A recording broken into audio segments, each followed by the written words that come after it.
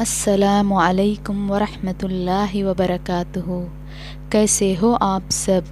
امید کرتی ہوں کہ آپ سب خیریت سے ہوں گے۔ اللہ تعالیٰ آپ کو ہم سب کو اپنے حفظ و امان میں رکھے، ہمیں خیر و عافیت سے رکھیں، آمین ثم آمین۔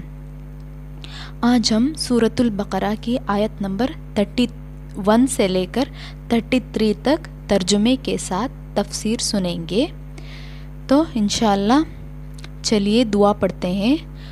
رب اشرح لی صدری ویسر لی امری واحلل عقدۃ من لسانی یفقہوا قولی رب زدنی علما رب زدنی علما رب زدنی علما اللہم فقہنا فی الدین اللہم فقہنا فی الدین اللہم فقہنا فی الدین۔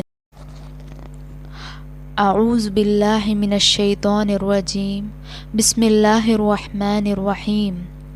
وعلم، اور اس نے سکھا دیا، آدم کو، الاسماء نام، کلہا سب ان کے، ثم پھر، عرضہم اس نے پیش کیا انہیں، علی الملائکتی، علی یعنی اوپر، الملائکتی فرشتوں پر، فقال پھر فرمایا، انبئونی خبر دو مجھے، باسمائی ناموں کی، ہؤلاء ان سب کے، ان اگر، کنتم ہو تم، صادقین سچے۔ اب یہاں پر وعلم آدم الاسماء کلہا ثم عرضہم علی الملائکہ، اور سکھا دیا آدم علیہ السلام کو نام سارے کے سارے، پھر پیش کیا ان کو اوپر فرشتوں کے۔ فقال انبئونی باسماء ہؤلاء ان کنتم صادقین، پھر فرمایا بتاؤ مجھ کو نام ان کے اگر ہو تم سچے۔ یعنی پچھلی آیت میں ہم نے فرشتوں اور اللہ کے درمیان ہوئی گفتگو کو سنا تھا۔ کیا؟ جب انسان کو اللہ تعالیٰ نے پیدا کرنے کا سوچا تو فرشتوں نے جو کہا تھا اس کے اوپر اللہ تعالیٰ نے کیا فرمایا تھا؟ ابتدائی گفتگو کے بعد جو اللہ نے کہا کہ جو میں جانتا ہوں وہ تم نہیں جانتے، اللہ نے کیا فرمایا تھا؟ جو میں جانتا ہوں وہ تم نہیں جانتے، اس کا ایک عملی تجربہ فرشتوں کے سامنے ہوتا ہے، یعنی عملی طور پر فرشتوں کے سامنے ایک تجربہ ہوتا ہے۔ اب ہوتا یہ ہے کہ سکھا دیا اللہ نے، یعنی اللہ تعالیٰ نے آدم علیہ السلام کو سارے کے سارے نام، وہ کس چیز کے نام تھے؟ اس میں دو رائے پائی جاتی ہے۔ اللہ تعالیٰ نے آدم علیہ السلام کو سارے کے سارے نام سکھا دیے، اس میں جو کیا نام سکھا دیے اس میں دو رائے پائی جاتی ہے۔ ایک، دنیا میں جتنی بھی چیزیں ہیں ان سب کے پہچان، یعنی اشیاء کے نام، name of all the things, اور دوسری رائے اس میں یہ کہ اللہ نے آدم علیہ السلام کو پیدا کرنے کے بعد ان کی تمام اولاد کی روحیں پیدا کی تھی۔ سورۃ الاعراف کے آیت نمبر 172 میں آتا ہے، وَإِذْ أَخَذَ رَبُّكَ مِن بَنِي آدَمَ مِن ظُهُورِهِمْ ذُرِّيَّتَهُمْ وَأَشْهَدَهُمْ عَلَىٰ أَنفُسِهِمْ أَلَسْتَ بِرَبِّكُمْ قَالُوا بَلَىٰ شَهِدْنَا أَن تَقُولُوا يَوْمَ الْقِيَامَةِ إِنَّا كُنَّا عَنْ هَٰذَا غَافِلِينَ۔ اور جب آپ کے رب نے اولاد آدم کی پشت سے ان کی اولاد کو نکالا اور ان سے انہی کے متعلق اقرار لیا کہ کیا میں تمہارا رب نہیں ہوں؟ سب نے جواب دیا، کیوں نہیں، ہم سب گواہ بنتے ہیں تاکہ تم لوگ قیامت کے روز یوں نہ کہو کہ ہم تو اس سے محض بے خبر تھے۔ یعنی اللہ تعالیٰ نے دنیا میں وہ جو وعدہ الست ہے، ہم نے اللہ تعالیٰ سے پختہ وعدہ کر کے آیا تھا کہ ہمارا رب تو ہی ہے، ہم نے پختہ وعدہ کر کے آیا تھا. دنیا میں آنے سے پہلے اللہ تعالیٰ نے سب کو بنی آدم کو پیدا کر کے ان سے وعدہ لیا تھا. دنیا میں آنے سے پہلے ان کی ساری اولاد پیدا کر کے ان کی پہچان کرائی تھی اور سب نے اقرار کیا تھا کہ جی ہاں آپ ہی ہمارے رب ہے. یہ دوسری رائے ہے. پہلی رائے وہ جو سب دنیا میں چیزیں ہیں اس کی پہچان ہے, اس کی نام, اور یہ دوسری رائے یہ ہے. پھر ان کو پیش کیا فرشتوں پر, یعنی کس کو, یہ دو رائے ہیں نا, ان کو فرشتوں پر پیش کیا. کیا رائے؟ بنی آدم جن کو اس دن پیدا کیا گیا تھا دنیا میں آنے سے پہلے, اور دوسری وہ ساری چیزیں جو آئندہ دنیا میں ان کے کام آئے گی. ٹھیک ہے. پچھلی کلاس میں ہم نے سنا تھا کہ اللہ تعالیٰ نے فرشتوں سے ایک رائے کا اظہار کیا تھا, ایک ارادے کا اظہار کیا تھا کہ میں دنیا میں انسان کو پیدا کرنے والا ہوں, خلیفہ بنانے والا ہوں. تو فرشتوں نے اس پر کیا کہا تھا, وہ جو جنات فساد کر چکے تھے انسان سے پہلے, اللہ تعالیٰ نے جنات کو پیدا کیا تھا تو انہوں نے خوب فساد کیا تھا. تو یہ سب فرشتے دیکھ چکے تھے. تو انہوں نے کیا کہا اللہ سے کہ ہم ہے تیری تسبیح, تیری ثنا بیان کرنے کے لیے ایسے انسان کو کیوں پیدا کرنا جو فساد پھیلائے دنیا میں. تو اللہ تعالیٰ نے اس کے لیے کیا کہا تھا کہ جو میں جانتا ہوں وہ تم نہیں جانتے.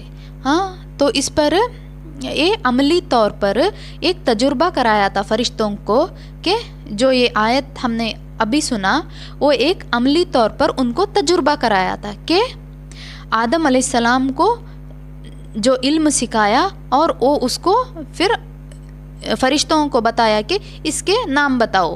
تو فرشتوں نے جواباً کیا کہا, اگلی آیت سنیں.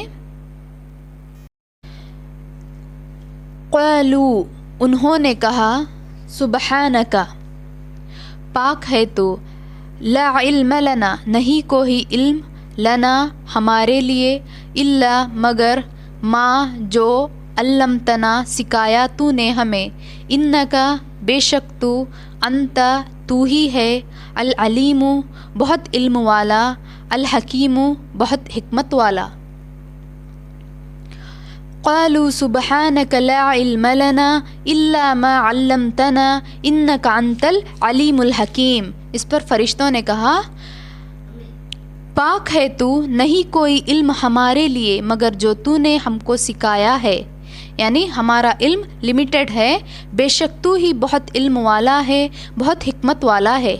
فرشتوں نے کہا پاک ہے تو, ہمارا علم محدود ہے مگر وہ جو تو نے ہمیں سکھا دیا, بے شک تو ہی سب کچھ جاننے والا ہے.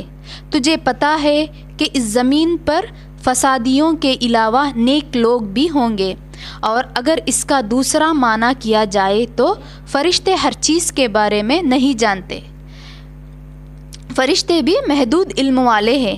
یہاں پر شرک کی بھی نفی کی جاتی ہے کیونکہ مشرکین مکہ فرشتوں کو اللہ کی بیٹیاں کہتے تھے. دنیا میں بھی دیوی دیوتاؤں کے شکل میں فرشتوں کو منسوخ کر دیتے تھے. اوتار, اولاد, تمام چیزیں شرک کی دروازے کھول دیتی ہے.